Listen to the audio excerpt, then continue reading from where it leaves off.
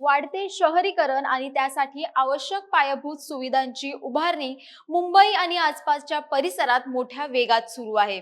मुंबई सोबतच ठाणे आणि आसपासच्या नागरिकांना देखील वेगवान आणि सुलभ प्रवासासाठी मेट्रो प्रकल्पांची कामं हाती घेण्यात आली आहेत.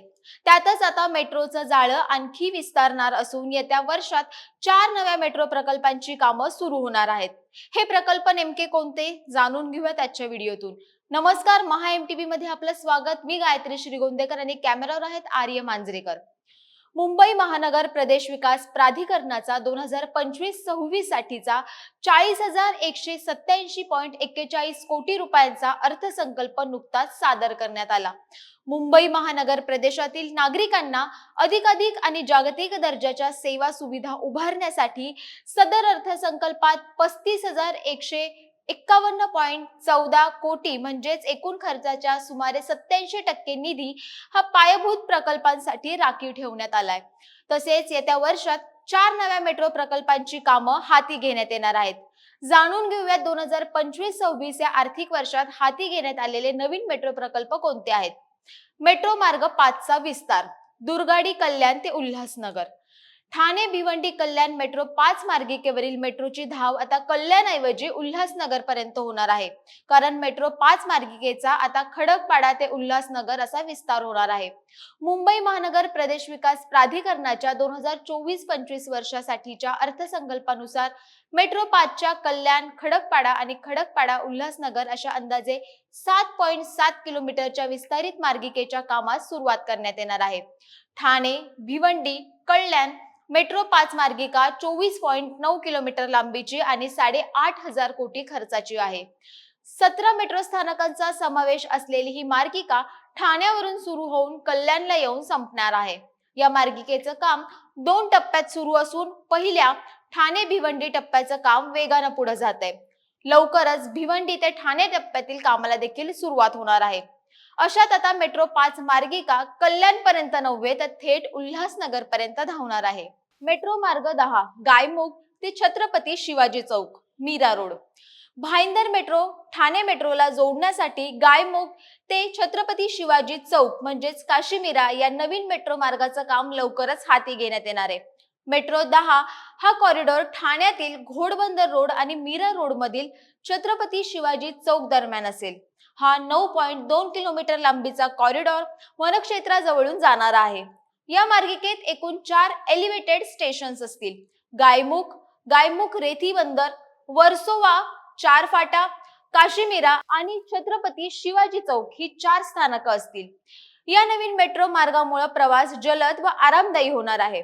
2019 मध्ये या मार्गिकेची घोषणा करण्यात आली. सध्या ठाणे ते मीरा रोड हा प्रवास रस्ते मार्गे अत्यंत वेळखाऊ असा आहे.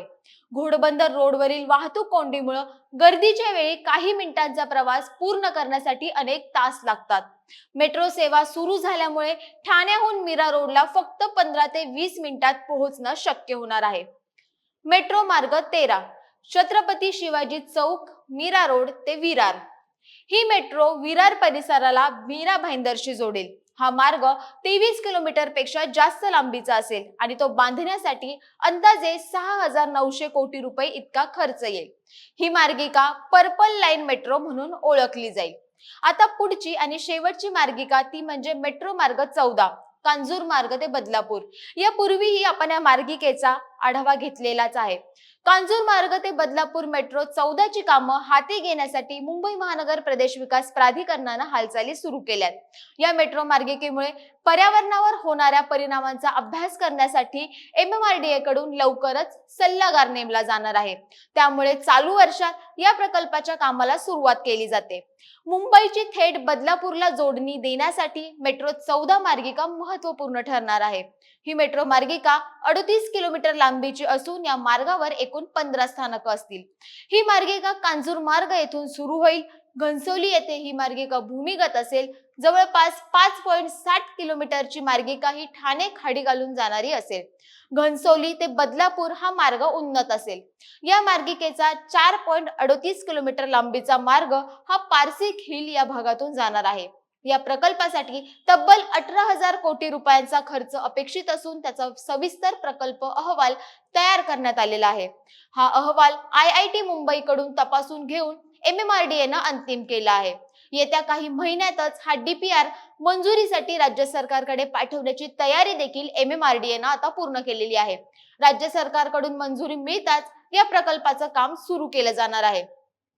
अशा रीतीनं मुंबईसह ठाणे, वसई विरार आणि नवी मुंबईकरांसाठी ही अत्यंत दिलासादायक बातमी आहे. या नव्या मेट्रो मार्गिकांमुळे या परिसरातील लाखो प्रवाशांचा प्रवास अधिक जलद, सुरक्षित आणि आरामदायक होणार आहे. या विषयावरची तुमची मतं आम्हाला कमेंट बॉक्समध्ये नक्की कळवा. या मार्गावर आत्ता प्रवास करण्यासाठी तुम्हाला नेमका काय अनुभव आहे, या प्रवासाचा अनुभव देखील आम्हाला कमेंट बॉक्समध्ये नक्की सांगा. MHA-MTBच्या फेसबुक पेजला लाईक करा, आमचं YouTube चॅनल आहे ते देखील सबस्क्राईब करा आणि अशाच अन्य घडामोडींसाठी www.mahamtb.com या आमच्या संकेतस्थळाला नक्की भेट द्या. तुर्तास धन्यवाद.